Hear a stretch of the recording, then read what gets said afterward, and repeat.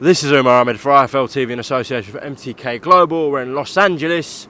Dom, very nice pair of shades. I think I've seen them before. Well, I've only agreed to do this interview that, so you can give me these shades because they're yours. So you realise that it's on camera. You've agreed to give me these shades for this interview. That's what I'm charging these days. How much did they cost these? About 30 quid. Tenner. Tenner. Well, that's what my rate is then. Tenner for an hour. Yes, as I mentioned, we're in Los Angeles for a huge bill, an unexpected bill with two YouTubers topping the bill. Billy Joe Saunders, your fighter, features on it. Opponent-wise, we're not sure in the UK much about who Billy's fighting. Can you just give us a bit of an insight? Yeah, he's not bad. I think he's Argentinian. He's maybe lost one or two fights. Quite tough, durable. It's just getting the opponents for Billy at the short notice, that he had. So. We've come out a week before the fight. Usually going to be here 3 weeks, so we've had to change things around a little bit. And I think Billy's in a good place. He's fit. He's been sparring well, and it's just really a case of showcasing him. I think the fights he really wants. He's got to that stage in his career now where he's been a 2-week world champion. And he said to me for a long time, he's 30, he needs the big fights. He wants the Canelos, he wants the Golovkins. He wants the big fights. Canelo had a good win at the weekend, but I think that Billy would have done a similar job on Kovalev. He was past his best. In his day, I think Kovalev at his best would have beat Canelo. But it's time is everything in boxing, as they say, and I think it's Billy Joe Saunders' time now. He's just ready for the big fights, and I think I've had a lot of people coming up to me over the last few days asking about Billy Joe Saunders. They're glad to see him over here fighting the USA. And hopefully he can shine on Saturday night. Billy told us a few weeks back that Eddie's planning for that Cinco de Mayo date with Canelo. Has there been any talk about that? Any other potential opponents? Because that Canelo fight is the one that everyone wants. Obviously, there's a huge financial incentive, but you also the opportunity to become the biggest name in boxing if you can beat him. Do you think that's still realistic for Cinco de Mayo, Dom? I mean, Billy's talked about it, Eddie's talked about it. It's whether the fight can be made. They're obviously on the same network, they're on the zone, so it should be. But I think Billy's was talking about also fighting in January as well. He wants to get this fight out of the way, go straight back into another camp, keep himself active, and then have another fight before he boxes Canelo in May, and hopefully that fight can come off. Who knows? I mean, you tell me, you follow the boxing storyline. Who else is in the mix for Canelo? Who is there? Apart from Golovkin. Manny Pacquiao, it's not going to be one of these, is it, that week? Manny Pacquiao's never going to move up. So I think Billy's made the offer to Canelo that either fight him at middleweight or super middleweight with no weight clauses. And that's the other thing, the small thing about Canelo. I know Kovalev said there wasn't, but, I believe there'll have been some kind of weight clause there. And the thing is, it's like having a fella going into a fight with his hands tied behind his back. Like Billy said, he just wants a fair fight, and I think he has got the beating of the Golovkins and the Canelos, and people are always going to poo-poo that and say he's got no chance. But look at the fighters. Look at the fighter who beat Canelo, Floyd Mayweather. Fantastic footwork, very elusive, and Billy's probably the only fighter out there. All right, Daniel Jacobs, but I think Billy's more elusive than him. So I think it would make for a good fight, and it would be a very difficult fight for Canelo. I think Billy Joe Saunders. I guess Callum Smith is also in the running. Do you think that's a good fight between him and Canelo Alvarez? I think a good fight is between Billy Joe Saunders and Callum Smith because, they're both British. Personally, I do rate Callum Smith, but, Joe Gallagher's a smart trainer. And I think he realises that anybody like Billy Joe Saunders, who's good on his feet and got a lot of movement, especially southpaw, would be a very tough proposition for his man.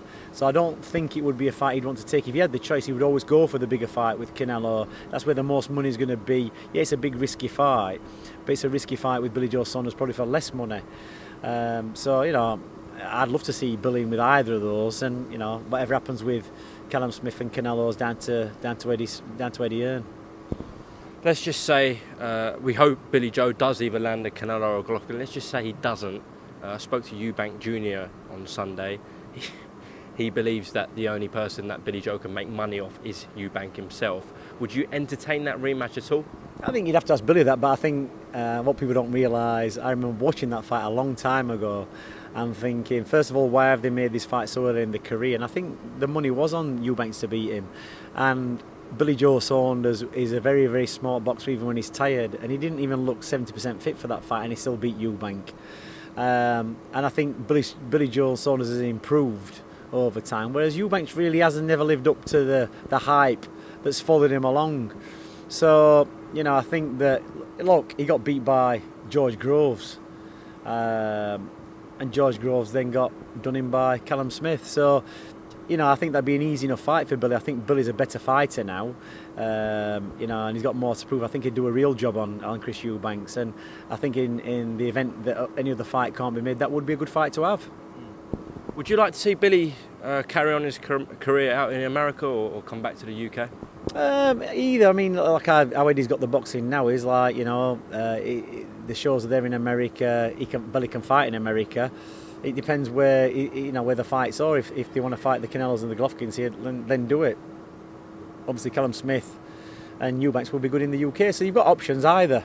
You got either or. So, and I think talking to Billy, he's very enthused about this new contract with Eddie, that the fight's now going to be lined up for him. You can tell in his training that he's actually for once in his life got a plan, that he knows where he's going and he's got everything planned out. And like I said, we've had a talk. He's going to have this fight. Hopefully, wins well.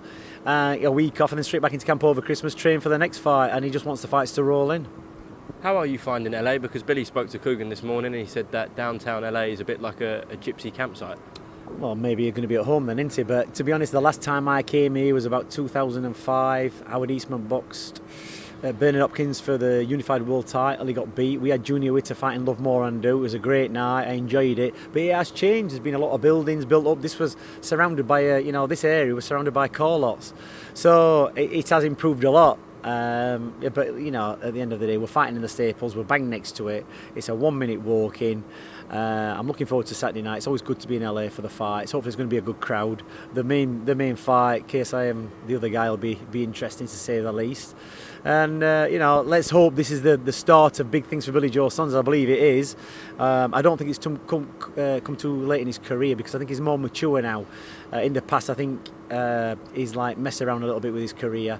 He's always had that ability. But you've got to give him credit, middleweight champion and super middleweight champion. He's proved his worth, and I think realistically now he needs to be rewarded with the big fights before it's too late, before we see the best of him. Definitely. Okay, let's move on to Kid Galahad. Spoke to him yesterday. He believes Josh Warrington will vacate that title. Obviously, he's got eliminated coming up. He has to win that. Do you believe Josh will vacate if Kid becomes mandatory again? Well, unless they can sling him in a fight before that. But let's go back to before he boxed Galahad, the fights they were talking about, the unifications over in America, what actually never materialised. And when he boxed that guy at the week, last couple of weeks, it was absolutely shocking. He's I don't know how to describe him, and everybody's saying that Josh Warrington's back on form. Well, if your form is bashing up kids who can't fight, then he's back on form. But we'll see. Galahad's got to get past this final eliminator first, and I don't think Josh Warrington will prosper. The chance to fight Galahad again, and we'll see what happens. But Galahad's going to keep coming at him and get that title eventually, or one of the world titles. He's dedicated and he's focused. So let's see. It'd be interesting to see if Warrington has another fight lined up in the new year and who he's going to fight. But he needs to get in them big fights and get his money earned soon before he has to face Galahad again, because this time, there's not going to be any question about it. Galahad's going to beat him. I asked Kid this yesterday about watching the fight back and being as biased as you can to Josh Warrington and seeing how you scored the fight. Have you done that, trying to be as biased to Josh and give him sort of as many rounds as possible? I think you could, the best way you scored it to Galahad was 8 rounds to 4, and the worst way was 7 rounds to 5. So it was a split decision. But when you look at the scorecards and the judging, it was an IBF title fight at the end of the day. And if you look at when Selby and when Frampton boxed Warrington, we had neutral judges, we had foreign judges. When Galahad boxed him, it was an all-English affair, which people might think is fair, but not for me. They should have had people who had got really no interest in how that fight went. And I don't think the scoring was biased at the end of the day. And we'll see for next time. But sometimes lessons are learned. I think he got exposed in that fight, Josh Warrington. He thought he was some kind of unstoppable machine. And I kept telling him all the way through that build up to that fight. He just got high beliefs in himself that, he got Lee Selby at the right time. Lee was struggling with his weight, and he got Cole Frampton not at his best. So, all right, he beat the guys, but look, Amir Khan beat Barrera, and Nas couldn't beat Barrera. And people who don't know boxing look at that record and think, bloody hell, Amir Khan must have been fantastic that he beat him, Barrera, and Nas couldn't beat him. But it's all about timing boxing, like I said before. And I think in that fight, Warrington, it levelled him a little bit.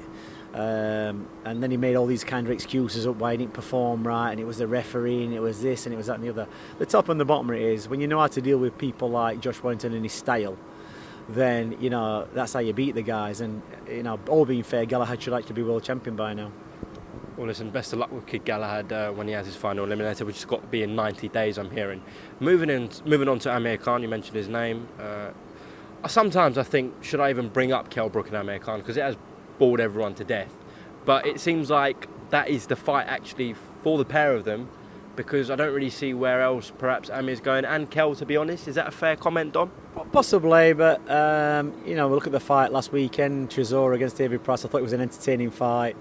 It would have been a lot better a few years ago when David Price was on the up and up. It never happened, but I still think boxing fans out there want to see that fight, even though it's probably not going to be the biggest fight that it was a few years back.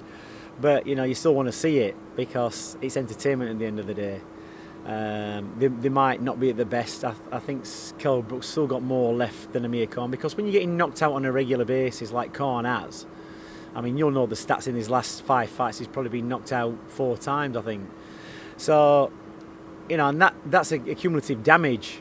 Whereas Kell Brook's never been knocked out, he's been stopped, from facial injuries. And I don't care what anybody says, getting knocked out does slow you down, it does damage you, and that's shows in your career. And I've noticed when Khan's doing interviews now, he's slurring a little bit as well. So if that fight can be made, I'm 100%.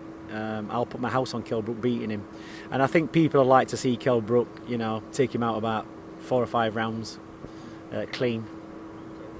Have you ever felt that the conversation between the two camps, there's been a genuine interest from their side to make the fight? Because we hear that Amir's not happy with the splits, etc., with the Kell Brook fight, and there's always come up with a big fight after that. But do you believe that there has been genuine interest from their side? There will ever be genuine interest from their side, Dom? No, not really. I don't think they've ever been bothered. I think they've always just strung Kell along, and they'd always had in the back of their mind something else they're going to do.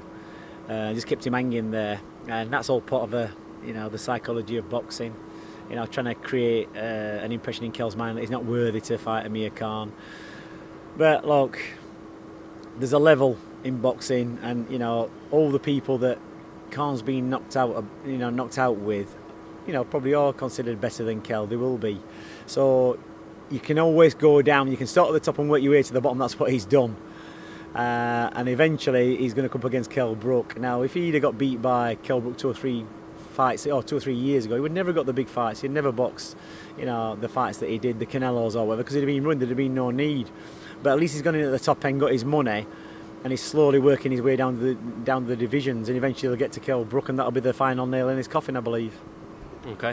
Do you think it's harmed Kell and Amir for Kell taking the Golovkin fight, the Spence fight, and Amir the Canelo fight and the Crawford fight? Do you think it's harmed them?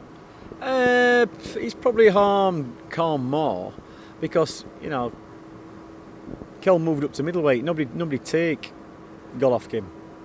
And we had a plan to beat Golovkin, and I think it could have paid off if it wasn't for their injuries. Golovkin that night didn't look himself, and you think that I've seen various interviews, and one was with Daniel Jacobs saying that how Kell Brook had given him the blueprint on how to beat Golovkin, and there is a blueprint how to beat Golovkin. And don't forget, Kell came up from welterweight up 2 divisions and took him on. You've got to say something about that, and he did genuinely believe he could win. It was an entertaining fight while it lasted. And even with Errol Spence, it wasn't that damaging a loss to Kell. Again, it was a facial injury. He had Kell in front after 6 rounds, and how fate works itself. Look at Errol Spence now. Hopefully he's all right. Twist of fate that he was in a car crash, and no matter what they said, there's no bones broken or anything like that. But you never know, do you? Even the psychological impact of it all can affect when your life's flashed before you. Look at Kell Brook when he got stabbed in Tenerife. And he came, almost came back from the dead. It'll be interesting to see what happens with Errol Spence. So I think the losses on Corn's record have been far more damaging than Kell Brook, because he has been knocked out asleep, and he does cause damage. I don't care when anybody says. I've been in boxing a long time, and I've seen fighters who've been knocked out a few times in their career later down the path, later down the line, and there is something missing with them. So. It's the plan when you fight Con is never just to go in and knock him out. But the thing is, Kell will always find the shot. He will always find Corn's chin. And Corn can't, he will not be able to run forever, and he'll not be able to keep on his toes and keep out away Kell Brook, because Kell Brook can, close people down. So we'll see. Only time will tell. Before we move on to the last topic, which will be Liam Williams, obviously Kell and Billy left you for a bit. Since they've come back to the Ingle gym, have you noticed any differences in them? Are they the same? No, Billy's always the same. The thing is with Billy can always box. He's been, well schooled from an early age. He's always had that. It's just bringing him back to the movement that he needs. I mean, his last fight was good at super middleweight, but it's different because, you're going to be lighter and faster on your feet at middleweight, and it was a decent enough fight, but I think maybe the one thing he took away from that fight is when he got clipped in one of the rounds and had a bit of a wobble. All right, he managed to turn it round by the end of that round, but for Billy, it doesn't happen in fights. You've never really seen that in a fight happen with him. And I think, they made him think again, probably I need to go back to that Ingle gym, be around that training system and the people. Because complacency can sit in, sparring and how they do stuff. We do stuff in a certain way. Billy's style is very suited to the way we train people. Look at Errol Graham, look at Nazim Hamid, southpaws, and we're very good at training southpaw fighters. And I think, Billy we never fell out. He just wanted a change, and then he's come back refreshed, and he's come back as a champion. He's had a great camp. He's had some good sparring with some good people, and I think he's happy with himself. So I think he's got a new chapter in his career with Eddie Hearn, and hopefully he can capitalise on that in the next 2 years and get the fights. And we'll see on Saturday night. Hopefully he puts the performance in what justifies the amount of training that he's done. All right, as I said, last topic of the interview, Liam Williams. This is a man that has improved so much in recent times. Looked incredible in his last few performances. I think he's a very underrated fighter in our country, and he's been calling out everyone under the sun, from domestic fighters to top-level fighters like Demetrius Andrade. Where are we with Liam Williams and securing a really massive fight? That he's got his promoter, Queensbury Promotions. They're working on fights. They had a purse bid recently which Don King won, which was never good because he's just going to mess around with that date, which he did. I think they've took the date off him, so we're just waiting. I think by next week we'll know who's going to fight. But Liam Williams, great kid to train. I've watched him from a long time. He actually boxed one of our fighters and one of your friends, Tyan Booth. And I always remember looking at him and thinking, this kid is like a caged animal. But it was always a case of bringing the best out of him, and he can stand another fight. And I think the Heffron fight showcased that he could actually box as well, and he could always box. But as a boxer, sometimes it's easier to stand toe to toe and just try and rip somebody's head off. It takes a bit more of a thought process, and it takes a bit more work. And he's never looked back. He's had 4 wins with me. Obviously, Joe Mullinder, Efron, and the last guy he boxed, we stopped at the Albert Hall. He made easy work of Ulam box. I forget what his name was now, but he's made easy work of him because he used to kill himself in the gym, kill himself road running. He probably trains maybe 20% as less, and he's getting the better results because he's got more of a structure to what he's doing. He's all over the place, Liam. You have to control him. You have to keep him in a tight space. He's like one of these coil springs who can go off at any minute, but you just want him to go off in the ring. And he is exciting. He's exciting to watch, and I like to. My mother actually comes into the gym, sits down and watches him spar. She goes, I love watching him spar. He's great to watch. Whereas Billy's a bit, when Billy spars with people, he just makes it look so easy and flow. It's just easy, he never gets hit. But with Liam Williams, it's exciting. So he's listening, he's doing good. He just needs the fights. He just needs to be kept active, and hopefully this week we'll know. Or by next week, he'll know he's got an opponent for hopefully in December. Am I right in saying that that purse bid that Don King's won, that fight's going to the Congo? Well, they were saying that, weren't they? But I do believe, and somebody's told me that the WBC have took that purse bid off him now because he's failed to abide by the rules and name the date within a certain time frame. So we're just going to see from that what happens. But Don King, it's synonymous with ducking and diving and fiddling around, isn't it? So, you know, it's to be expected. Dom Ingle, thank you very much for your time on IFL TV in Los Angeles. Best of luck with Billy Joe Saunders on Saturday. Just want to quickly ask, how's your singing career going? It's not bad. Obviously, you know, we've got something in the pipeline, haven't we? And Coogan's had the privilege to listen to that one. I'm not sure whether they're going to release it because ruffle a few feathers. What I'm more concerned about is whether I'm going to have to give you these glasses back. They're only a tenner, as I said, so... Well, I'll tell you what, we'll see what the viewing numbers are on this interview. If they're really good, I'll keep them. If they're rubbish, you can have them back.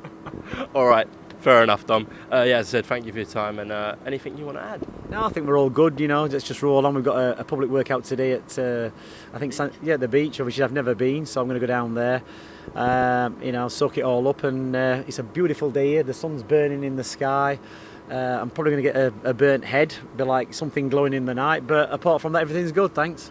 Brilliant, Dom, thank you.